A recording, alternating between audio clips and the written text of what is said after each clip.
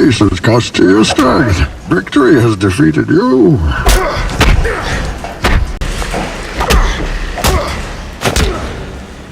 Peace has cost you your strength.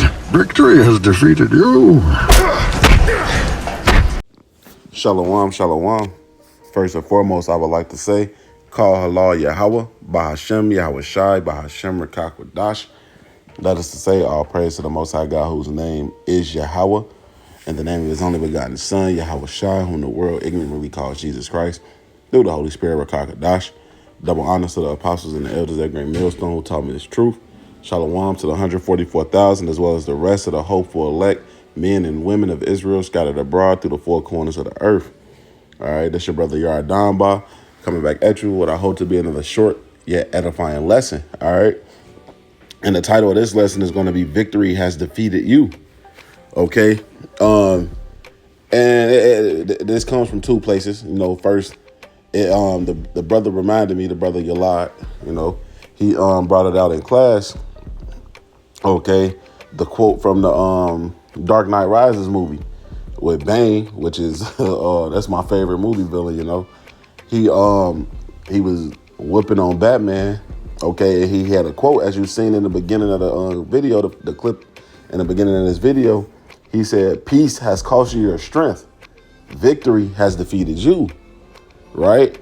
Hey, and that's something that we definitely have to be weary of in this truth, man.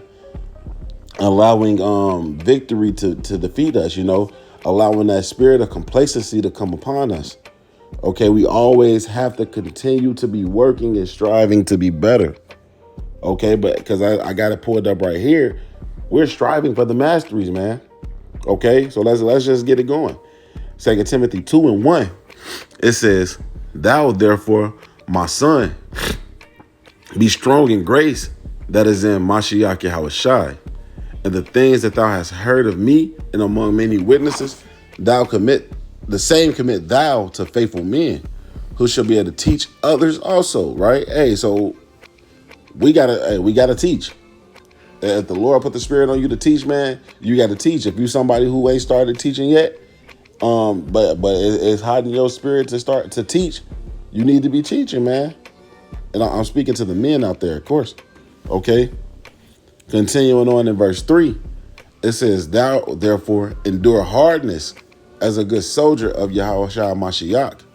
No man that warreth entangleth himself with the affairs of this life, that he may please him who have chosen him to be a soldier." Right? Hey, and that's really the easiest way to get that spirit of complacency. Okay, for in this truth at least, for your goals to not even be to strive for the masteries and the truth, but to be striving to get the bag, or to be striving to get women, or to be striving to, you know, be the flyest, or whatever your goal is outside of this truth. We striving for the masteries of this truth, man. And if you really striving for the masteries in this truth, you understand that you can never know enough. You can never be strong enough in the spirit, man. There's always growth that can be done in this truth. Yeah, in this world, there's things that, you know, hey, once you're a master at it, you're a master at it. It is what it is. But, you know, when it comes to worshiping Yahweh Ba'Shem Yahweh Shai, when it comes to, you know, understanding the scriptures, when it comes to, you know, being in the spirit, when it comes to having a strong spirit, when it comes to having faith, those are the different things, man, that you can always improve, no matter how strong, you know, your faith is, no matter no matter how well-rounded you are in the scriptures. You know, I got a chance to sit with the elder apostle Aram Live, and he was talking about how he's still, you know, striving to be better, you know, in this truth. He's still learning more and more. He's still meditating on the scriptures. He's still meditating in the spirit, fasting, praying often. All right. And that, honestly, I met Elder Apostle Rakai. He was talking about the same thing, you know, and these are our elders. So how much more, you know, everybody else? How much more should we all be continue to strive for the masteries as we finna get into here, right? Continuing on here in verse 5, it says, "And if a man also strive for masters, yet is he not crowned, except he strive lawfully," right? Hey, so we got to continue to do the things that are needed to be done, you know, according to how it is written that we should do them. Not by establishing our own righteousness, man, but we have to always strive for the masteries and fight against this spirit of complacency, because that's not going to get you nowhere. That's going to put you in that lukewarm spirit, man. And the Lord is going to spew you out of his mouth. All right. You always have to fight to continue to strive and to continue to just be better. Okay. So with that, I want to go here to the book of Sirach, chapter 18, verse 30. I got it right here. It says, go not after thy lust, but refrain thyself from thy appetites, right? Hey, too much of anything, is a bad thing. All right. That's why we got to fast. That's why we have to pray. That's why we have to continue, again, to deal in the spirit. Learn, especially in these times to come, man, learn how to go without. Learn how to go without. Hey, when that MOTB hit, who knows? You may go a week without food. You may. Guess what? You just got to deal with it. You can't be weak-minded to say, dang, me and my family ain't ate in a week, bro. Yeah, hey, we gotta go. We gotta go get that flaming hot. That Dorito, we gotta go get it, man, because we need some food. You can't be in that spirit, man. You have to be able to fight off these different desires of the flesh, man. All right, and to lean on Yahweh B'Ashem Yahweh Shai. That's gonna be our stability. Okay, it's as simple as that. Let's continue on in this. It says, if thou givest thy soul the desires that please her, she will make thee a laughing stock to thine enemies that malign thee. Right? Hey, so if you give your soul to the pleasures, as I was just saying, hey, now all of those people who seen you, out there preaching, out there teaching against that MOTB in that scenario, right? They gonna be looking like, oh, I knew he was gonna fall off. I knew he was gonna take. I knew he ain't know what he was talking about. The whole time, it's true. But that's why you have to count the cost, man. You got to count the cost. Okay. Continuing on in verse 32, take not pleasure in much good cheer. Let me read that again. Verse 30, Sirach 18:32. Take not pleasure in much good cheer, neither be tied to the expense thereof. Exactly, man. Hey. You cannot always be out here just running around looking for the next good thing, the next good high, the next good feeling. That's not how this works, man. It's not how this works, and we're going to get into that next. All right? Continuing on, might as well finish off the chapter. Verse 33, be not made a beggar by banqueting upon borrowing when thou hast nothing in thy purse, for thou shalt lie in wait for thine own life and be talked on. Right? But I want to go back here where it says, take not pleasure in much good cheer, right? Because, hey, Salakia, this is what the scriptures say on this matter, right? Salakia, Ecclesiastes, chapter 7, and I'm going to start here at verse 1. It says, a good name is better than precious ointment, and the day of death than the day of one's birth. It is better to go to the house of mourning than to go to the house of feasting. For that is the end of all men, and the living will lay it to his heart, right? Hey, it's better to go into the house of mourning than the house of feasting.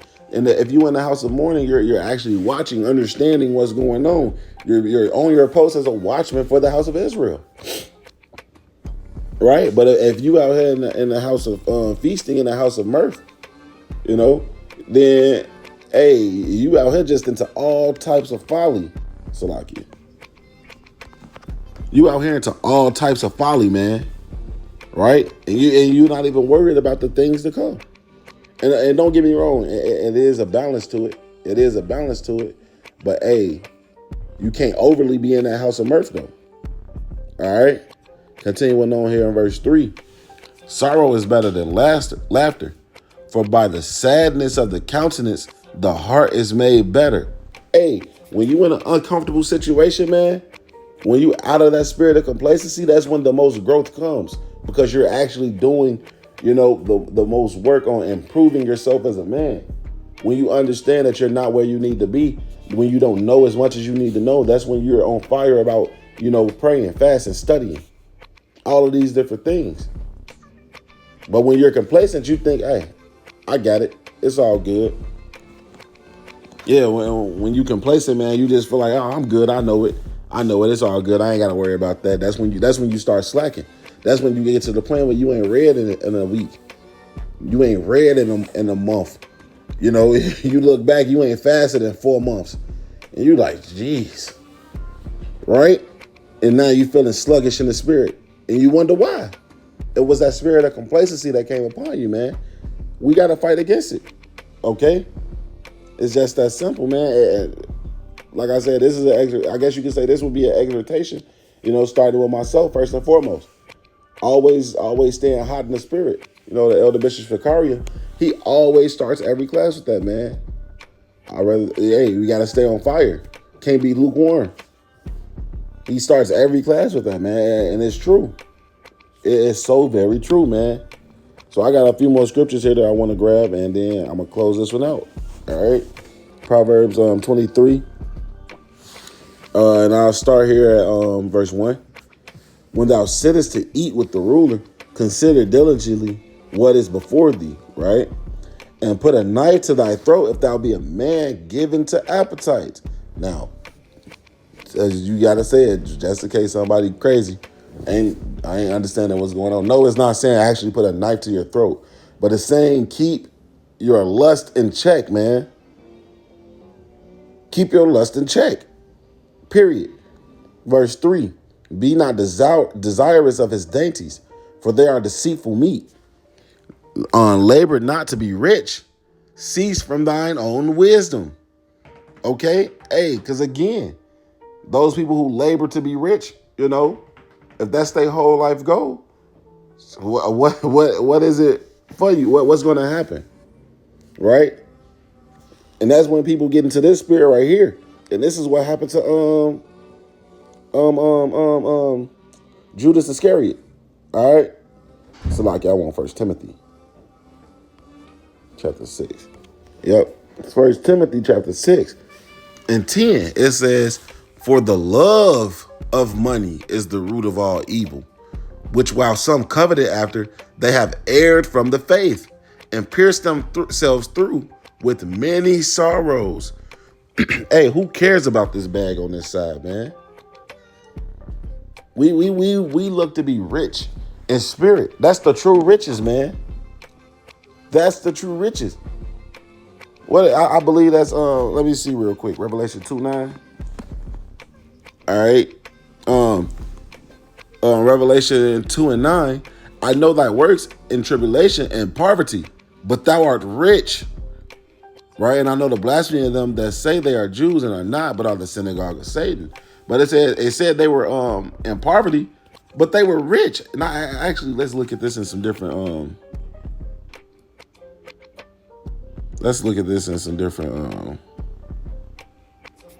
translations here.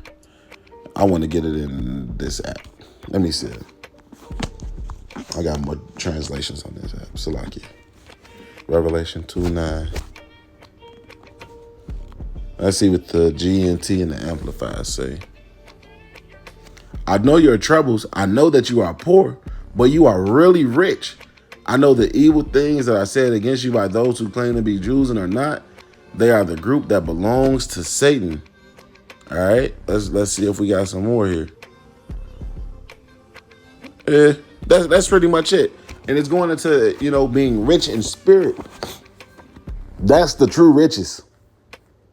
That's the true riches. The Elder Jeremiah says it all the time. Hey, these people out in the world, these celebrities, these athletes, and so on and so forth, they get to the bag. They got all of these millions of dollars. They got all these people that admire them and love them, and so on and so forth. But guess what, man? Hey, we in a better position than they will ever be. Whether we got no money or we got some money, it don't matter. We in a better position than they will ever be. Why? Because we have the truth. We have Yahweh Ba'Hashem Yahweh Shai, Ba'Hashem Rakakadash. All right? We have that, and they don't. So we will forever be in a better position with these people as long as we stay fervent and stay on fire, man. All right? Hey, and that's really it, man. So like I said, this is an exhortation. Hey, stay on fire in this thing, man. Keep fighting. Endure hardness as a good soldier. Understand, and actually, I'm gonna get my favorite again. Understand, man, we go through these things for a reason. All right, we go through things for a reason. But don't look for that. Don't look to find a place where you can be comfortable at and just sit there and wallow there. All right. This the book of Sirach 2:1. My son, if thou come to serve the Lord, prepare thy soul for temptation. Set thy heart aright and constantly endure, and make not haste in time of trouble. Cleave unto him and depart not away, that thou mayest be increased at thy last end. Whatsoever is brought upon thee, take cheerfully, and be patient when thou art changed to a low estate. For gold is tried in the fire, and acceptable men in the furnace of adversity. Hey, and as the elder Jeremiah would ask, don't you want to be acceptable? Don't you want the Lord to look at you and say, oh yeah, that's an acceptable man?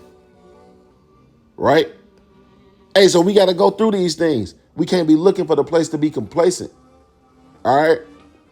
Be confident in the fact that we got Yahweh Ba'ashem Yahweh Shai. And the name of the Lord is a strong tower, and the righteous run into it and are safe, man.